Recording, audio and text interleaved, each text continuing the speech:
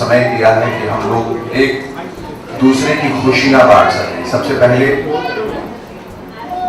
तो जिन लोगों के भी जन्मदिन है अध्ययन के अलावा पूरे विश्व में, उनको जन्मदिन की बधाई और आपको खासतौर पे जन्मदिन की ढेर सारी मुबारकबाद।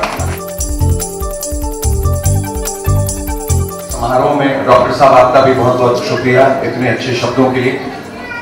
वैसे तो इस तरह के समारोह में आदमी जितना बोले उतना कम है, लेकिन जितना कम बोले उतना अच्छा है, क्योंकि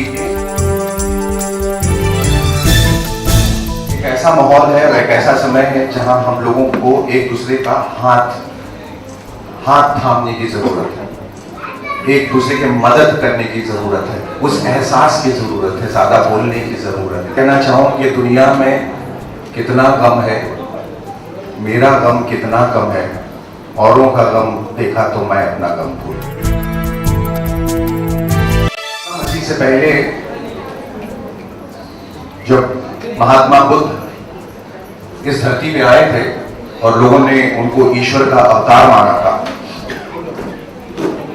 और ऐसा समझा कि वो भगवान है, तो एक महिला जिसके बच्चे की मृत्यु हो गई, वो अपने बच्चे का शव लेकर भगवान बुद्ध के पास गई और उन्होंने कहा कि ये मेरा सबसे लाडला बेटा है, सबसे खूबसूरत बेटा है, मेरे दिल का टुकड़ा, जिगर का टुकड़ा आज इस दुनिया में नहीं है, मैं इसके बगैर जी नहीं पाऊंगी, भगवान आप इसे कृपया जीवित करें। महात्मा बुद्ध ने कहा कि मैं बिल्कुल ऐसा कर दूंगा, मैं इसे दोबारा जिंदा कर दूंगा, सिर्फ एक शर्त पे कि आप जाकर उस घर से एक मुट्ठी चावल ले आए जिस घर में कभी कोई मृत्यु न हुई हो, कभी कोई शोक नहीं हुआ हो, कभी कोई दुख नहीं हुआ। वो महिला गई घर घर, हर जगह, पूरे शहर, पूरे देश घूमी और उसे कोई ऐसा घर नहीं मिला कि जहां पर मृत्यु ना हुई हो, जहां कोई दुख ना हुआ हो। उसे कुछ आगे कहने की जरूरत नहीं पड़ी, वो समझ गई कि इस जो भी दुख जिंदगी में आता है या होता है वो ऊपर से रचा है। वो विधाता जिसने इस धरती की रचना की है, जिसने मानवता की रचना की है, अगर सुख दिया है तो दुख भी दिया है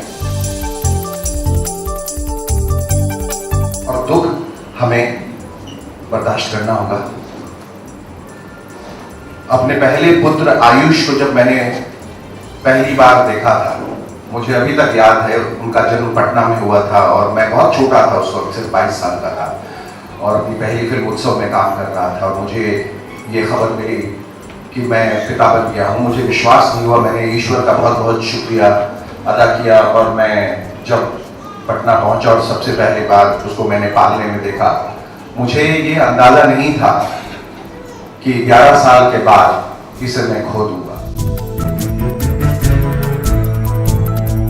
आंखों में झांक कर मैंने देखा और इतना प्रेम, इतना प्यार।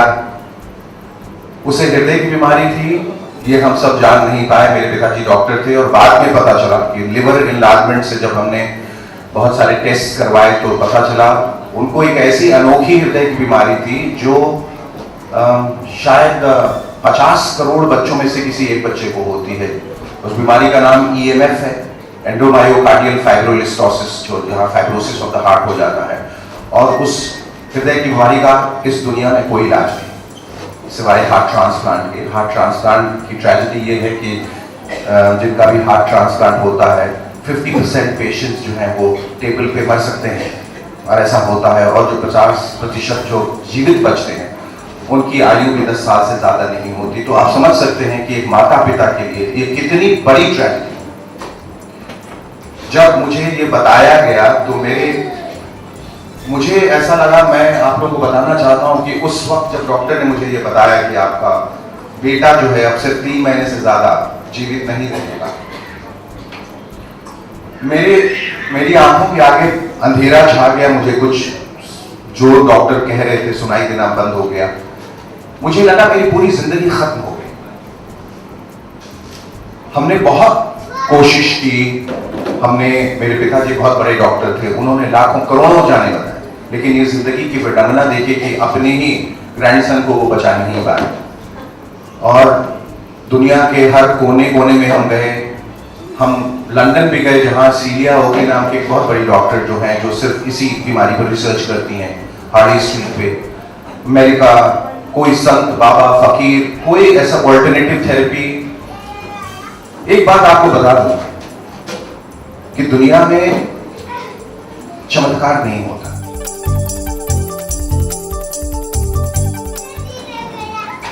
इसलिए झूठी विलासा पे हमें जिंदा नहीं रहना है। होता यह है, ऐसे इंसान, सुभाष जी जैसे इंसान, आप जैसे इंसान जब भगवान का रूप लेकर आगे आते हैं और लोगों की मदद करते हैं, तब वो चमत्कार होता है। क्योंकि वो आर्थिक मदद की, और जो डॉक्टर्स जो ऑपरेशन करते हैं, जो नर्सेज जो उनका देखभाल करती हैं, वो भगवान का स्वरूप है।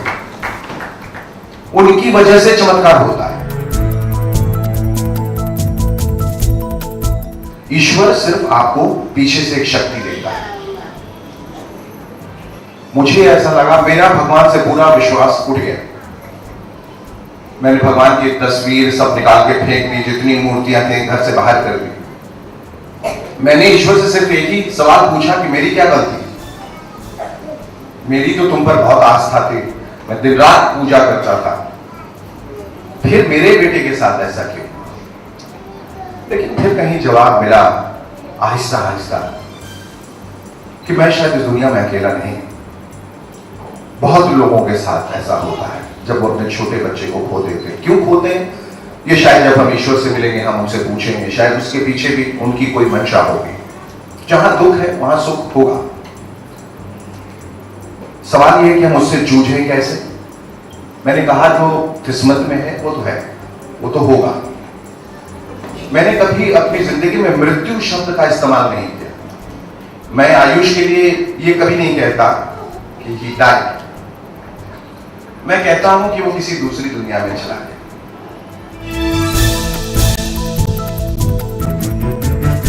इंसान जो है वो रूह की वजह से, शरीर की वजह से नहीं, रूह कभी नहीं बढ़ती। शरीर नश्वर है, शरीर खत्म हो जाता है, रूह जिंदा रहती है किसी दूसरे लोक में, परलोक में, स्वर्ग में, वैकुंठ में, कहीं और चली जाती है। इसलिए वो किसी दूसरी दुनिया में चला गया। उसका जितना हिस्सा इस धरती पे लिखा था उसने वो निभाया, जितना प्यार उसने पाना था वो पाया, जितना प्यार हम लोग उसे दे सकते थे वो लेके वो चला गया। और मुझे यकीन है कि फिर किसी रूप में कहीं से फिर वो आएगा हमारी जिंदगी में, या हम फिर उससे मिलेंगे किसी और संसार में।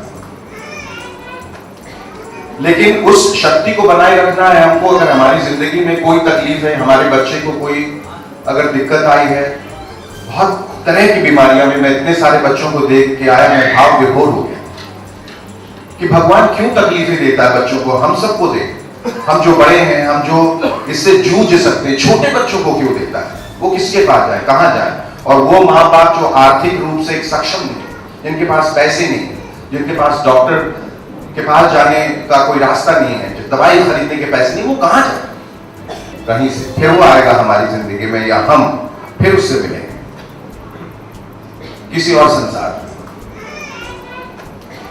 लेकिन उस शक्ति को बनाए रखना है हमको। अगर हमारी जिंदगी में कोई तकलीफ है, हमारे बच्चे को कोई अगर दिक्कत आई है, बहुत तरह की बीमारियां में, मैं इतने सारे बच्चों को देख के आया, मैं भाव विभोर हो गया कि भगवान क्यों तकलीफें देता है बच्चों को, हम सबको दे।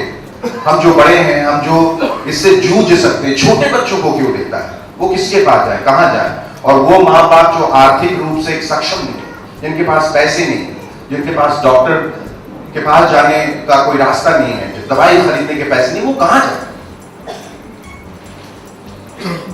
लेकिन मैंने कहा कि भगवान ने अपना ऑपरेशन करके चला जाता है, लेकिन बदले में कुछ मांगे, चाहे, भगवान का रूप है और हमें उसे बचाना है। और वो सबसे बड़ा मजहब है। एक्टर हम सब चाहते हैं कि हमारी फिल्म जो है सक्सेसफुल हो, बहुत नाम कमाए, पैसा कमाए, बट मैं जब आज सर थैंक यू आपने इनवाइट किया सुंदर के लिए आज तक जाऊंगा यही प्रे करूंगा कि सक्सेस दे भगवान ताकि मैं लोगों की मदद कर सकूं यहाँ पर। लाइटर नोट आई थिंक बोलने का फायदा नहीं है। आई थिंक बहुत लोग आई एम प्रीटी श्योर बहुत लोग आते हैं और बोलते हैं, लेकिन आई थिंक करने का वक्त आ चुका है। तो जब मुझे मौका मिला है आज, मैं अपने आप को प्रूव करना चाहूँगा, ज़्यादा बोलना नहीं चाहूँगा। ये काम हर रोज़ होना चाहिए, हम शायद कम करते हैं, और जितनी भी मदद की जाए और जितनी भी इस तरह के आप लोगों की खुशियों में दुख सुख में शामिल हो सकें उतना कम है। ज़िंदगी में वक्त बहुत कम है, कल क्या होगा किसी को नहीं पता है। इसलिए आज जो मौका ईश्वर ने दिया है, आज जो एक मकाम सब ने ईश्वर ने हमें दिया है कि जहां हम दूसरों की मदद कर सकें, उस मदद को हमें आगे बढ़ाना है, उस मदद को हम लोगों को दूसरे तक पहुंचाना है, वो जिनको मदद की ज़रूरत है। तो आज का दिन स्पेशल है, मैं समझता हूँ ऐसे हर दिन जो है स्पेशल होने चाहिए। जब आज हम कर रहे हैं, कल कोई और करे, परसों कोई और करे, और मिलजुल के उन लोगों की देखभाल करें जिनको इनकी सख्त ज़रूरत है। इट्स वंडरफुल यार कि they were hooting for me, they were cheering for me. लेकिन मैं उनकी दाद देता हूँ कि आज सब कुछ छोड़ छाड़ के अपनी ज़िंदगी में उन्होंने जो इन बच्चों के लिए किया है वो जो आगे करते जाएंगे। आई थिंक इस दुनिया में ऐसे बहुत कम लोग हैं जो ऐसा कर सकते हैं।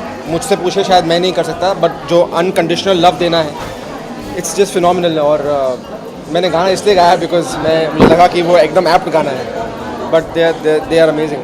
आई विश कि मैं 2% भी कर लूँ उनका ज़िंदगी में दूसरे लोगों के लिए, तो शायद I will be happy man.